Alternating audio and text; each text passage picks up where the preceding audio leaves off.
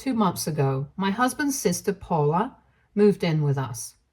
For some context, Jack, my husband, and his sister Paula hadn't spoken or been in contact with each other for the past 3 years.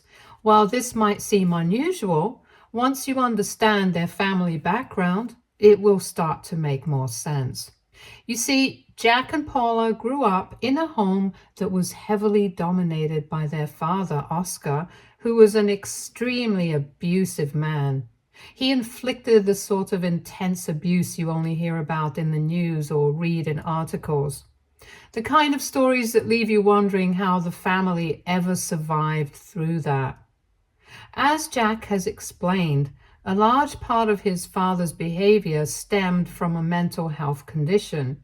He was diagnosed with bipolar disorder, and managing his condition was a constant battle. He was supposed to be on heavy medication due to the severity of his case, which might have helped stabilize his moods and keep his behavior under control. However, the reality was that most days, Oscar simply refused to take the medication. He would often say he didn't feel like it, which meant his family had to deal with the consequences of his untreated mental illness, intense mood swings, irrational outbursts, and worst of all, his need for complete control over every aspect of their lives. His refusal to manage his condition and his controlling behavior created a toxic environment that fractured the family. Jack's mother, Cece, suffered the most at the hands of her abusive husband, Oscar, enduring the brunt of his violent outbursts. The abuse was relentless, especially at night when he would come home drunk after work. As soon as he stumbled through the door, his rage would target Cece, and he would start a fight with her for no reason and would beat her savagely. It became a regular occurrence, something that Jack and Paula, even as children, quickly became accustomed to witnessing, though no one should ever have to face such horrors. Cece, despite being the primary victim, did everything in her power to shield her children from the worst of it. She would hide them under the bed and lock them in their room, trying to keep them as far from their father's fury as she could. Jack has confided in me on many occasions about those traumatic experiences, vividly recalling how he and Paula would huddle together on the cold floor, crying themselves to sleep as the sounds of their mother's cries would echo through the walls. The terror they lived in was unimaginable, constantly fearing that each night could be the last for Cece or themselves. Even though their neighbors were aware of the situation, there was only so much they could do. They attempted to help Cece and the kids by calling the police multiple times, hoping to put a stop to the violence. Child Protective Services, CPS, was also contacted with people concerned about the well-being of the children, but nothing concrete ever came from these interventions. The main reason for this was because of Cece. Despite the brutality she faced, she couldn't bring herself to press charges or officially register a case against her husband. She was very, very afraid of him, as she knew what the man was capable of. She was convinced that if he were to be locked up, he would eventually be released and track her and her kids down and kill them all. This fear kept her trapped in the cycle of abuse, feeling powerless to escape. Before you come at Cece, I would like to clarify that my mother-in-law is an orphan with no family to turn to for support or protection. There isn't a single relative alive who could have helped her out or provided her with a safety net. Hence, without any external help, Cece was forced to endure the violence for years. As for Jack's father, Oscar, his own family was well aware of his condition, and they knowingly avoided him. They had carefully hid the truth about him, and since Oscar was taking his medication at that time, there were no obvious signs of any instability or danger during their dating days. Cece never had any reason to suspect anything was wrong. He seemed like a normal, functioning person at that time. However, everything changed once they were married. It was after the wedding that Oscar started to show his true colors when he stopped taking medications. By then, Cece had no way of escaping what was becoming a nightmare. When she later confronted Oscar's parents about his erratic and abusive behavior, hoping to find some support or at least an explanation, they were disturbingly dismissive. Instead of offering help or acknowledging their son's serious issues, they told her it was none of their business anymore now, that he was married and that he was her problem now. When Cece threatened to leave him, they discouraged her from doing so by saying how every man uses physical violence from time to time during their marriage, and that this was something she simply had to accept to become a good wife. Worse still, they planted the idea that it was her responsibility to change him, that somehow her patience, love, and endurance could fix his mental illness. Unfortunately, Cece was young, naive, and without any family support. Having married early, she didn't have the experience or the resources to recognize just how dangerous her situation was going to become. A few months into the marriage, she also became pregnant with Jack. With the baby on the way, she had to leave her job, further isolating her and making her financially dependent on Oscar. This dependence only tightened the chains of her entrapment. When Jack was born, Cece's circumstances grew even more harrowing. As a first-time mother, already overwhelmed by the new challenges of caring for a newborn, she continued to suffer under Oscar's abuse. This resulted in her mental and physical health deteriorating rapidly. She was heavily depressed, battling the weight of motherhood without any support system, while enduring the relentless violence from her husband. Oscar showed no concern for her well-being, either as his wife or as the mother of his child. Instead, he became enraged if she didn't meet his unreasonable demands, like if she didn't prepare a hot meal every night or keep the house spotless according to his impossible standards. He would beat her without hesitation. Her exhaustion, her depression, none of it mattered to him. Cece has confessed to me how Oscar would find new, twisted ways every day to punish her. For example, he would sometimes deliberately starve her as a form of control and humiliation. Before leaving for work, he would lock the kitchen, preventing her from accessing any food throughout the day. He knew she didn't have money to buy fast food either. By locking the kitchen, he wanted to break her spirit in addition to her body. Oscar did leave the baby powder out for Jack during the day so his son could be fed, while Cece would stay hungry the whole day.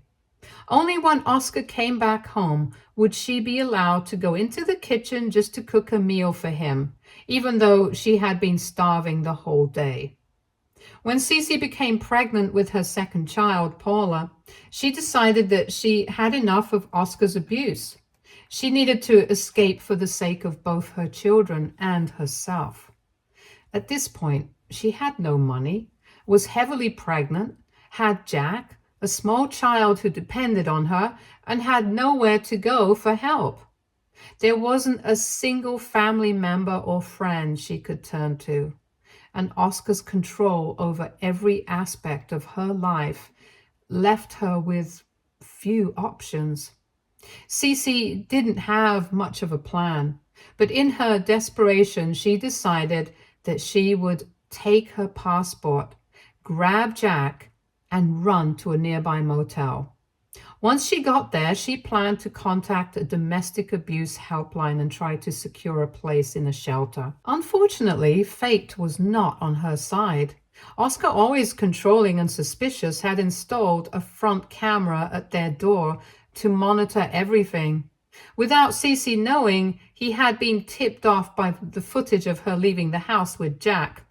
Cece, without any money for a cab, had been walking down the street holding Jack's tiny hand when Oscar caught up to them. He was furious and violently snatched Jack away from her. Then he threatened to kill their son if Cece didn't return home with him immediately. He knew how to manipulate her deepest fears, and nothing could be more terrifying for a mother than the thought of harm coming to her child. With Jack's life in danger, Cece had no choice but to do as Oscar demanded. That night, back at home, Oscar beat Cece mercilessly, punishing her for daring to try and leave him. He took away her phone and her passport and warned Cece that if she ever tried to run again, he would kill her and the children. Cece was trapped in the worst possible way. This is why she never had the courage to register a case against him. As Jack and Paula grew older, they started to see and understand more and more about the dysfunction and horror in their family. Initially, they were scared, helpless children, but as they became teenagers, something shifted. They began to learn how to stand up for themselves and for each other. Jack, in particular, grew fiercely protective of Cece. As the eldest, he felt a deep responsibility to defend his mother and would often put himself between his father and her during confrontations. This would sometimes land up with him getting beaten by his father, but he didn't care, as he just wanted to save his mother. As Jack grew older, he started to stay up late, waiting for his father to come home drunk so he could take care of his father instead of letting his mother handle him. The moment he heard the front door creak open and Oscar stumble inside, Jack would spring into action. He would serve his father dinner and keep him distracted and calm. After dinner, Jack would help his intoxicated father stumble to the couch where he'd switch on the TV, ensuring Oscar was too preoccupied to disturb Cece or Paula. His efforts were all about keeping his father occupied enough so that he wouldn't lash out. Jack would wait for his father to drift off to sleep, knowing that only then could he relax. As you can imagine, living like this shaped Jack in profound ways. The burden he bore was immense. No child should have to take on the responsibility of managing an abusive parent or protecting their family from harm. Yet, Jack did it night after night. It robbed him of his childhood, forcing him to grow up far too quickly. When Jack received the opportunity to attend a prestigious university with a full-ride scholarship, it was a bittersweet moment for him. On one hand, it was a dream come true, a chance to finally escape the suffocating violence of his father. The scholarship was his ticket to freedom, a way out of the cycle of abuse that had controlled his life for so long. But on the other hand, the idea of leaving behind his mother and sister weighed heavily on him. Jack had spent years protecting Cece and Paula, and the thought of abandoning them to face his father's wrath alone filled him with guilt and fear. Paula, especially, was terrified at the prospect of Jack leaving. She had always relied on her big brother to protect her. She begged him out of desperation, knowing that without Jack, she and their mother would have to face their father's abuse alone. However, Cece understood that this opportunity was Jack's chance to break free and build a better future. She encouraged him to accept the offer and reminded him that he deserved to think of himself for once. But Paula didn't share Cece's optimism, and when Jack finally decided to leave, she deeply resented him for leaving her behind. Paula's own path was very different from Jack's. While Jack was academically gifted and secured a full scholarship to an excellent university, Paula struggled with school. She had dreams of attending her own dream colleges after high school, but things didn't work out the way she had hoped. Academics weren't her strength, and instead of fighting to find a way forward, Paula decided to drop out of college to start working for a fast food chain restaurant where she earned minimum wage. As the years went by, Paula became increasingly bitter towards Jack. because of their differences, refusing to even maintain close contact with him. Whenever they spoke, she would complain about how miserable her life had become without him there, and how he had selfishly left them all alone. Meanwhile, Oscar had gotten sick over the years due to his constant drinking. Years of heavy drinking had caught up with him, and he was suffering from swollen kidneys, a condition that left him in acute pain. He needed constant medication to manage his illness, but the family's financial situation had always been dire, and they simply couldn't afford the necessary treatment. With no money for medicines, Oscar's condition continued to deteriorate rapidly. A year before Jack was set to graduate from university, Oscar finally passed away. The man who had inflicted so much pain and fear on them was suddenly gone. I can only imagine the relief the entire family must have felt. Fortunately, Oscar had left behind the only asset he had, the house in Cece's name, ensuring that she and the children would at least have a place to live. This was a small but significant blessing. For the first time in years, Cece could live in peace without the fear of being terrorized by her husband. She slowly worked on rebuilding her life. Despite not having been part of the workforce for decades, she found a job as an assistant at a small boutique shop. Though the pay wasn't much, it was enough for her. When Jack graduated from university, he secured a high-level job with an excellent salary. He was now finally in a position to help the family he had left behind. Hence, he began sending money home every month. For Cece, Jack's financial support was a godsend. The extra money from him, along with her job and Paula's job, allowed them to live more comfortably and without the constant worry of financial strain. It was during this more stable period in Jack's life that I first met him. I found him easygoing and attractive. When Jack first asked me out on a date, I had no idea what he had been through. But as we got closer and I started to learn more about his history, it absolutely broke my heart. I couldn't believe that someone who had experienced so much darkness in his early years could still be so kind, so full of love, and so open to the world. 3 months into our relationship, Jack introduced me to his mother, Cece. I remember being a little nervous, but Cece quickly put me at ease. She was kind and upfront about their family's history, just like Jack. Meeting Cece and hearing her story only deepened my admiration for Jack. I saw how much strength and resilience ran in their family. Both mother and son had survived so much. But while Cece and Jack were kind and welcoming to me, there was always a noticeable distance with Paula.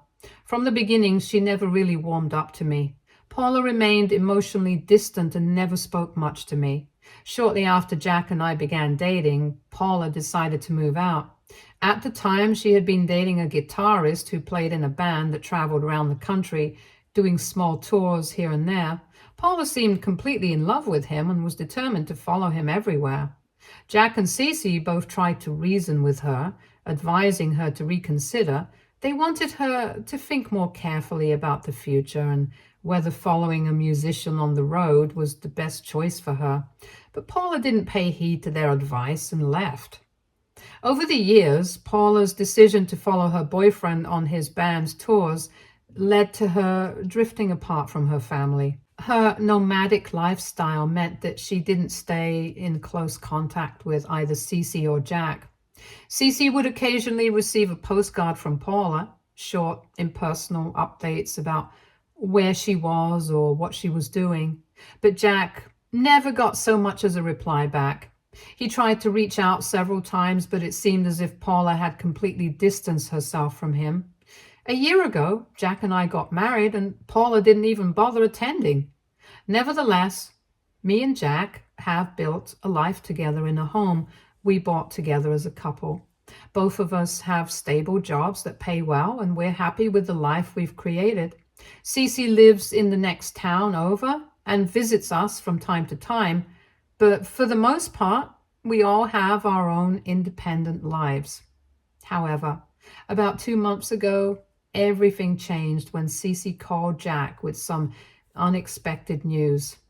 Paula was returning back home. According to Cece, Paula had called her in tears after a bloody fight with her boyfriend.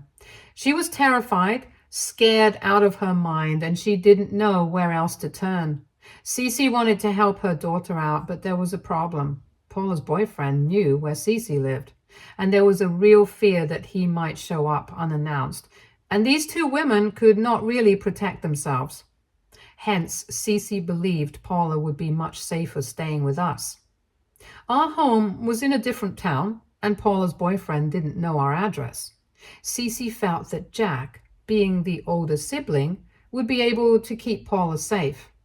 When Jack first brought up the idea of Paula moving in with us, I had to admit that I was hesitant. It wasn't just the fact that Paula and I had never really had a proper conversation. I could literally count the times she had spoken to me on one hand. Now, this woman who had barely acknowledged me while I was dating Jack was suddenly going to be living in our home indefinitely. And that thought made me uncomfortable. I understood she was Jack's sister, and of course, family is family, but I couldn't help but feel uncertain. There were so many unknowns. How long would she be with us? Would things be awkward? How would her presence impact the life Jack and I had built together? To add to my anxiety, Cece called me herself, not just to explain the situation, but to essentially demand that I allow Paula to move in and cater to her needs. She insisted that her daughter was severely traumatized and I needed to help her out. I could hear the desperation in her voice. Cece was clearly in protective mother mode and she wasn't willing to take no for an answer. While part of me felt overwhelmed by the pressure, I also understood that Cece was just doing what any mother would, fighting to ensure her daughter had a safe place to heal. I didn't want to disappoint Cece or Jack, so even though I was hesitant, I agreed to let Paula stay with us. When Paula finally arrived, I expected her to look like a mess after the way Cece had described her situation to us. But surprisingly, she looked completely healthy and well. She seemed really happy to meet us after so long. After Paula settled down and had dinner with us, she finally opened up to me and Jack about her marriage. She confessed that her relationship with her boyfriend had turned into something awful, eerily similar to what she had watched her mother endure with their father. Apparently, shortly after leaving home, Paula and her boyfriend had married impulsively, and it was then that the abuse began. Her husband started abusing her both physically and emotionally, and she had felt trapped, unable to escape. She wanted to run back home, but she foolishly kept giving the guy more chances. Eventually, he had beaten her up so much last week that she came almost close to dying. That is when she had finally reached out to Cece for help. Paula broke down crying as she recounted her story. I will admit that I looked at Paula's face and hands at the time and noticed that there wasn't even a single scratch on her body. It really confused me at the time as it didn't match what she was telling us. However, I didn't want to question her and make her feel uncomfortable. Jack immediately reassured her that she was safe with us, and I nodded in agreement. He promised her that she could stay as long as she needed, that our home was her home, and that no one would hurt her again. For the past 2 months, Paula's stay with us has been a mixed experience. At first, we just let her be since we knew that she had been through a traumatic experience and wanted to give her some space. However, as time went on, I began to notice troubling patterns in Paula's behavior. She drinks frequently, and while moderate drinking is not a problem, her overconsumption is alarming since she is a nuisance after she is drunk. She often comes home late at night, completely intoxicated. There are nights when we receive calls from bartenders asking us to pick her up because she has passed out at their establishments due to too many drinks. Jack has been providing Paula with a weekly allowance for her personal expenses, which she uses to spend only on drinks and partying with strangers. She frequently brings home people we don't know. There have been several instances when I'd walk into the kitchen only to find an unfamiliar man rummaging through our fridge looking for something to eat, as if this was their place. I started to feel incredibly uncomfortable and unsafe in my own house. I tried to encourage Paula to find a job to help her regain a sense of normalcy, but she always came up with excuses like she isn't in the right state of mind to work. Yet she has no issues when it comes to partying and socializing with people. This is why I started to get very suspicious about her behavior and questioned to myself if she was really depressed or was just simply using us for our kindness. Jack didn't appear to see the problem, though. He was sympathetic to Paula's struggles and believed that she needed more time to get back on her feet. While I understood his compassion, I was also getting more and more frustrated with each passing day because of her troubling behavior.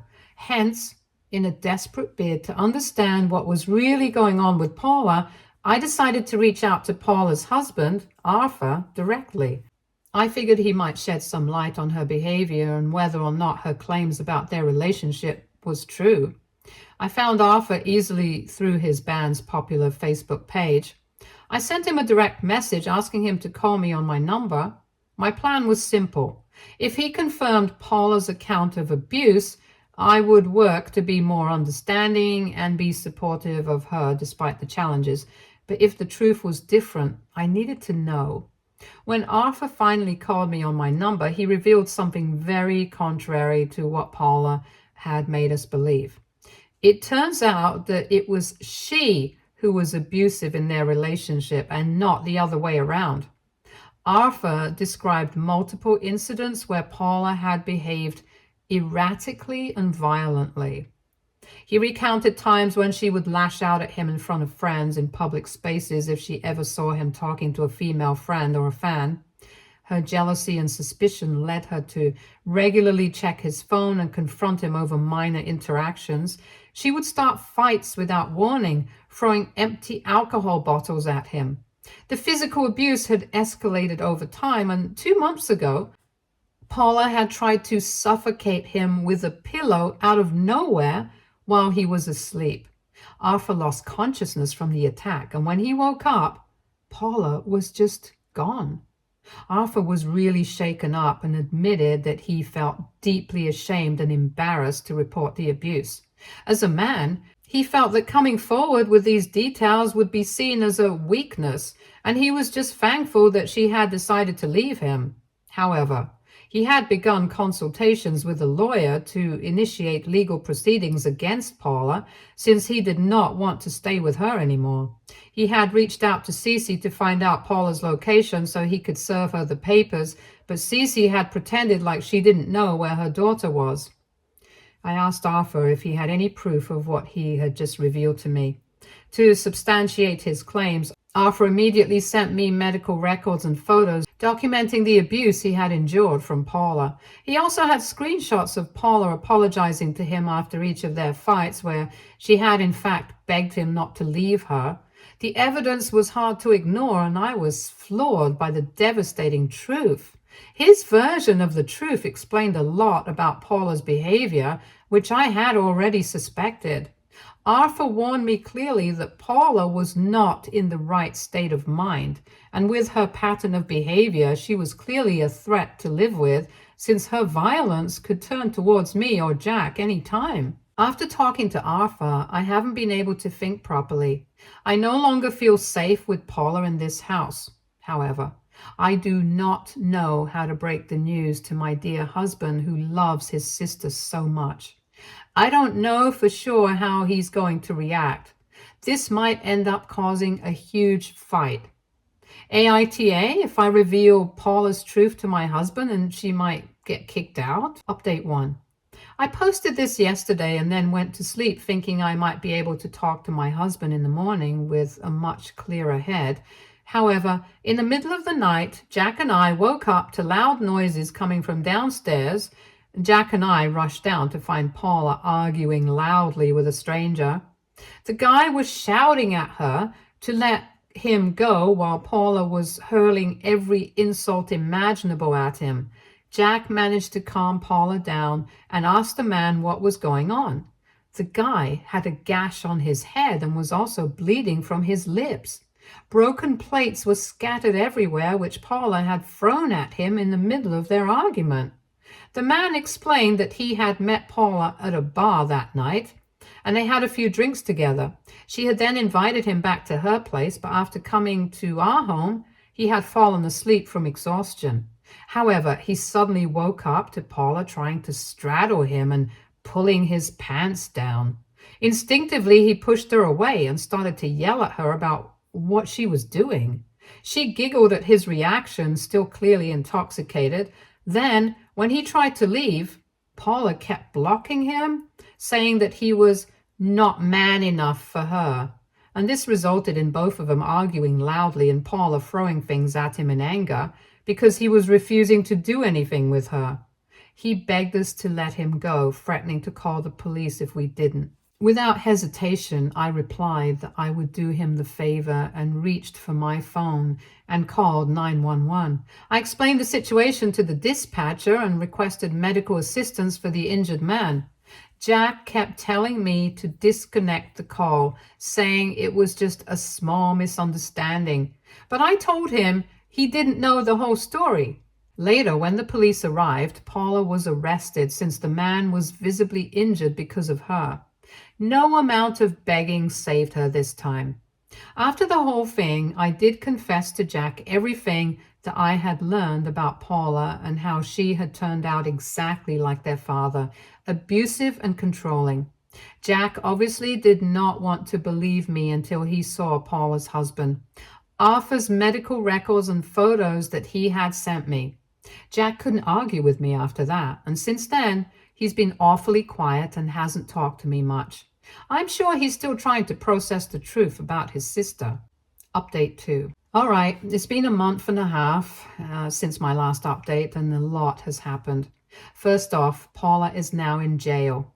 Arthur finally took action and filed a domestic violence case against her using the evidence he had. With both a domestic violence and battery case against her, Paula was sentenced to 6 months in jail and required to attend mandatory anger management counseling. Cece and Jack are both deeply affected by the situation. Cece denies knowing anything about Paula's abuse towards Arthur. They are both very much sympathetic towards Arthur for everything that he's been through. Despite everything, they don't hold me responsible. Update 3. Hello, it's been 3 months since I last updated and I still get DMs asking for any updates. To answer some of your questions, Paula is still in jail. No, Jack and Cece haven't gone to meet her. Instead, they've decided to cut all contact with her. Yes, I do agree that Paula might be suffering from a mental health condition just like her father. And hopefully, after she's freed, she can work on herself. Arthur and Paula did end up getting divorced, so Arthur is finally free from her. Now, with Paula gone, I feel much better and safer in my home. I'm glad I listened to my instincts and called Arthur that day to find out the truth about Paula. Stay tuned for more stories from Argo Relationships.